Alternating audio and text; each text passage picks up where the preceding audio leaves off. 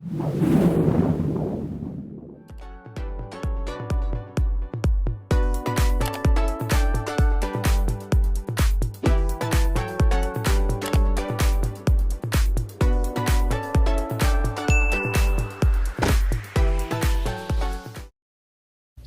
guys, welcome back to my channel. If you're new here, my name is QueenSidum, and as you can see by the title, today I'm doing something a little different. It's more like a how-to kind of informational video.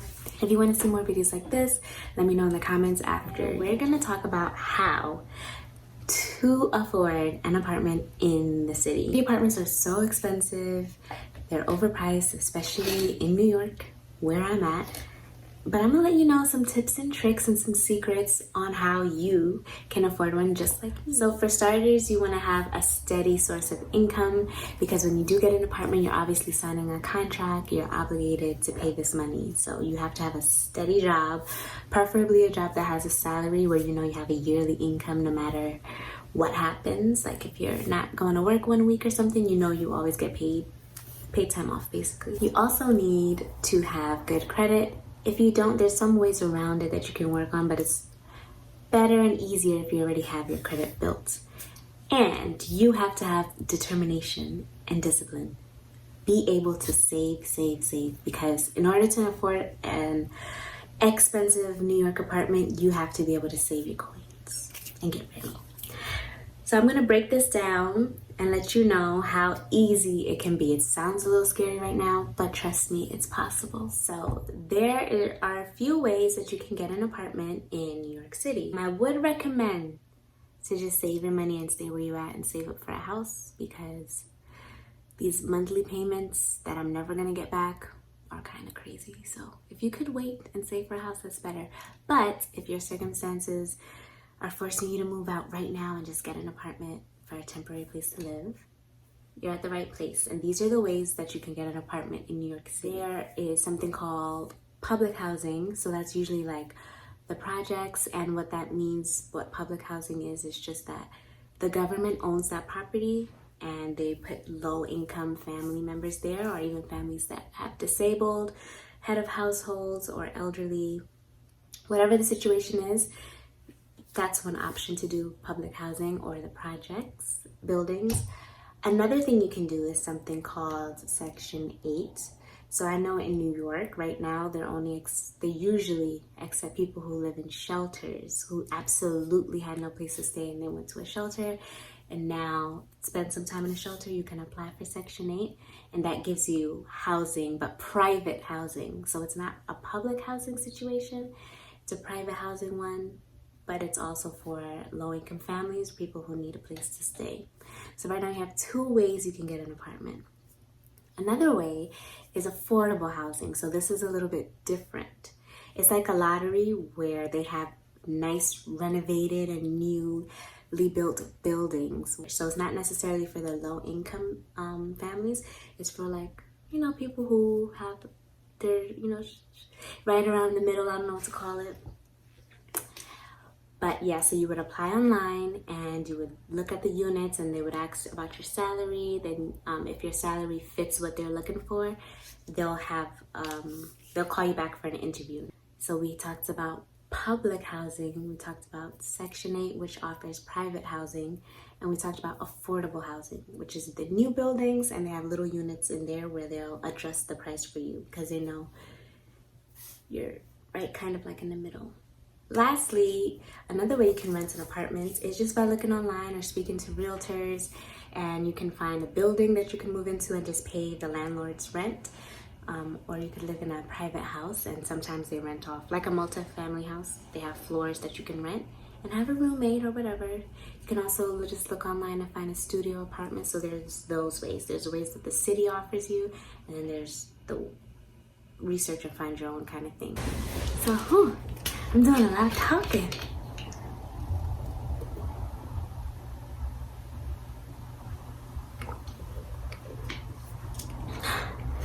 Lord.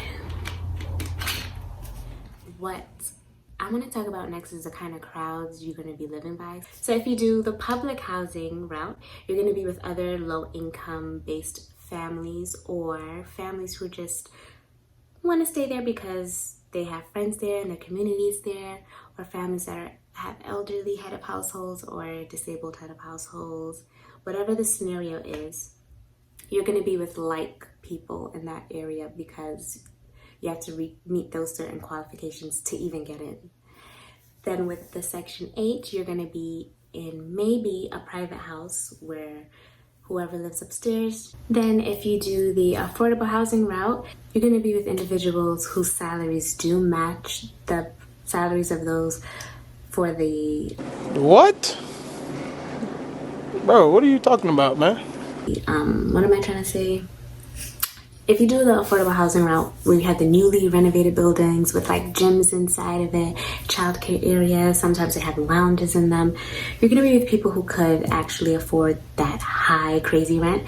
And then you're going to be with us. And it's going to be like a little mix of those who just won the lottery and they got in, even though they don't make the same as what typically is required for that place.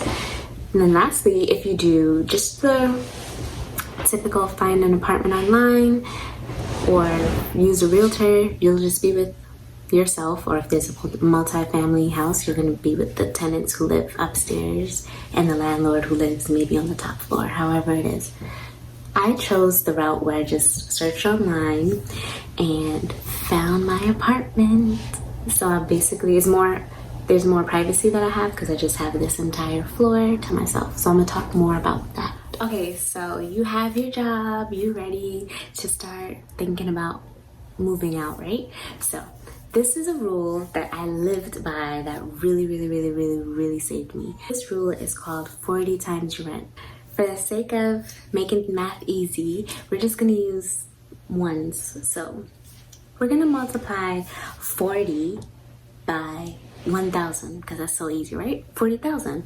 So 40 times 1,000, which is the rent, is 40,000, which is your salary. So if your salary is 40,000 a year, you should be looking at houses that are only 1,000 a month. If your salary is 60,000, you would do 40 times. You would divide that by 40 and get what your budget should be, your price range should be. But we're just gonna pretend we're moving into a house that is only $1,000 to make the math easier. So you do 40 times your rent equals your salary. So you have 40 times 1,000 equals what? 40,000, which is your salary. Then you'll have the perfect range to find your perfect apartment. So what I mean is you're gonna have the perfect budget where you can still afford your groceries, still afford time to hang out and go out for your social life, and be able to afford your rent. You don't want to choose an apartment where more than half of your paycheck is gone each month, because then you're just going to get stressed out. It's going to be really hard. Why don't you want to take in the water? I'm taking a nap. You want to take a nap? I'm taking a nap here. Okay, take a nap right there then. Good night.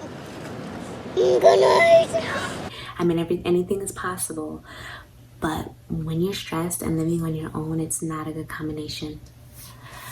10 out of 10 would not recommend. I don't know if that's how you say it. I basically wouldn't recommend that.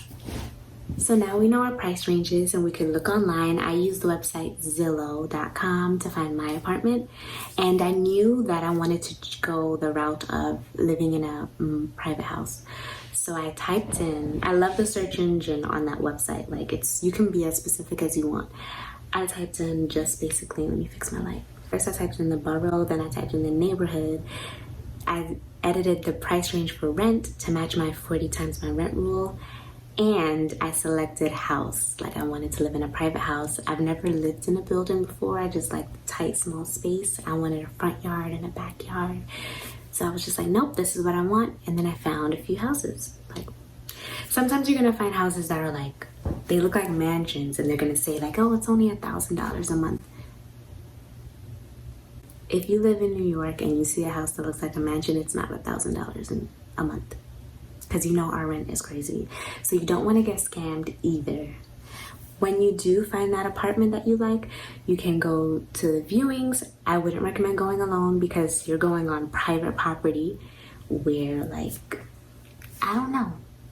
I just feel like you always need a witness no matter where you go. when you're gonna be alone on somebody's private property. So I went with my mom and we checked out the houses because sometimes they don't look like their pictures. You just want to make sure you got everything, you got all your bases covered. Okay, so we know our budget, we know what site we're gonna use, or you can also use like a broker or a realtor to help you if you don't want to use a website online. So we know, let me just say it again. We know where we want to live, we know what site we're gonna use, we know our price range, and now we need to think, how are we gonna come up with the money? Like, how are we gonna save? That was the hardest part for me. Everything else was like easy. I was like, okay, this is fine. I could do this. Saving though, if you want to live on your own and not have a roommate, it's really tricky in New York City because, boy, the cost of living is crazy. This is what I did. I have another trick for you guys. Don't worry. Don't panic. Don't panic. Okay.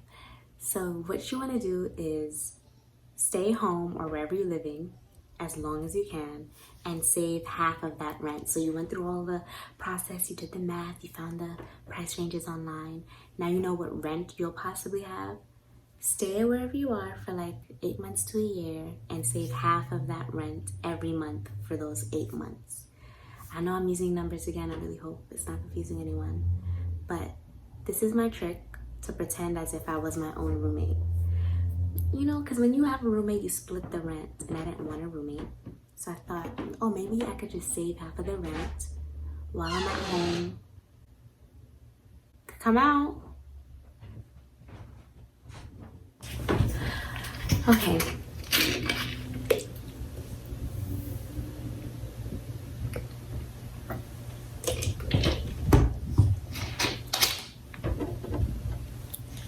So bright. I mean, how did I have it before? I don't know. Okay, so I basically saved half of the rent because I'm pretending that I'm my own roommate. So if I already have half of the rent for like 8 months saved, I'm gonna be good when I move out because I'm gonna only take out half of the rent from my paycheck. Does that make sense? I don't know if I'm losing you. Just rewind the video and listen to it again. So let's say my rent is 1,000 because that's the easy number we're using.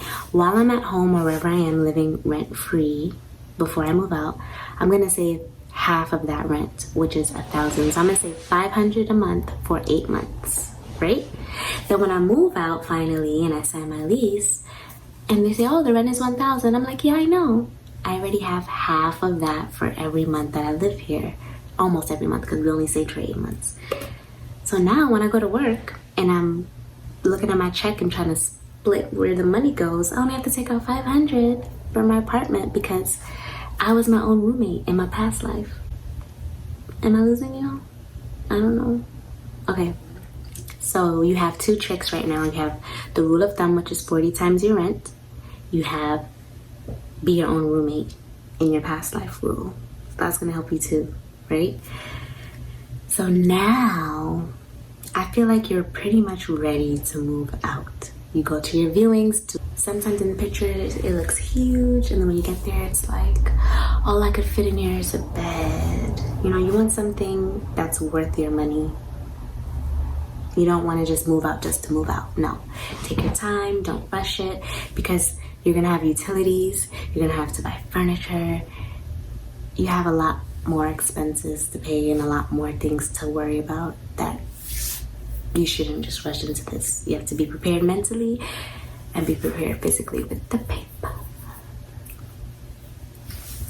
I think that pretty much covers it on how to move out on your own and choose the route you're gonna take. Are you gonna do public housing, private housing? Are you gonna just use a realtor? Then you have the crowd you want to be surrounded by where you live. Like, do you want to live with similar like people? Do you want to live with different people? Do you want to just have privacy all the way? You have the rule of thumb for your budget, 40 times your rent. Then you have your saving trick, be your own roommate in your past life. And in your present life, kind of. Yeah. And then you can definitely afford living on your own in New York. I really hope this video was helpful. Oh, let me give you the site. So if you do if you do live in New York City and you want to use those other routes, however you say it, I think it's one.nyc.gov. You always want to make sure it's that link because the other ones could be like a little scammy. No.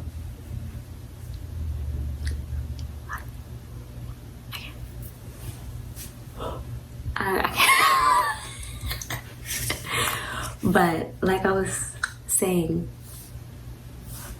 one.nyc.gov, you can find all that information. And the site I used to find my apartment was Zillow.com. Any other sites? Oh, and for credit, I did mention that you have to have good credit because the landlord might ask you and run it. If you don't, like I didn't because of my student loan, I'm still waiting for a president that's gonna forgive all of them. So I don't know. Mine is looking kind of crazy, kind of wacky. But anyway, if you're in a situation like me, you want to really advocate for yourself. Like show them your work history, how you have a stable job that you stayed at for a few years, how you have a stable salary, like it's never changed, you never quit a job. And then like this is all if you have bad credit and you really want to make your resume look good. That might be able to convince your landlord, okay, I'll let it slide. Or even if you have somebody that would support you if you can't pay your rent 1 month, you could be like, oh, and I also have this person here that will sign a contract stating they'll pay any back rent. Like, don't give up if you don't have good credit, but get your credit up.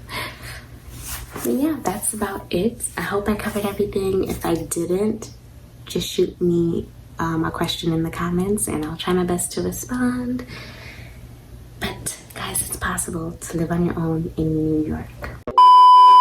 Oh, and if you're looking at a different city, you might have different options from your city. Like ours, I know some cities you don't have to live in a shelter first to apply for housing, like Section 8 or anything like that. I guess for New York, just because it's so many, it's just, I don't know, they run out of space, I guess. They're only taking those right now. Like if you go on nyc.gov, they'll tell you, right now we're only taking sheltered guests. And if you want to do public housing in New York, they're gonna tell you, oh, you have to have low income to qualify. But in other states or cities, it might be different. So try all those routes. The worst you can get is no. At least you're trying. But I love you guys. If you like videos like this, how-to videos, life hacks, please let me know because I have some more that I want to share. And yeah, see you later.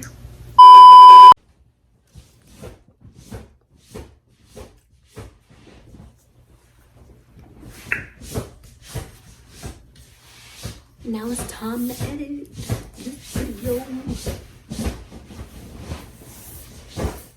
Are you gonna have to move the bassinet out for me to put the... No. Okay.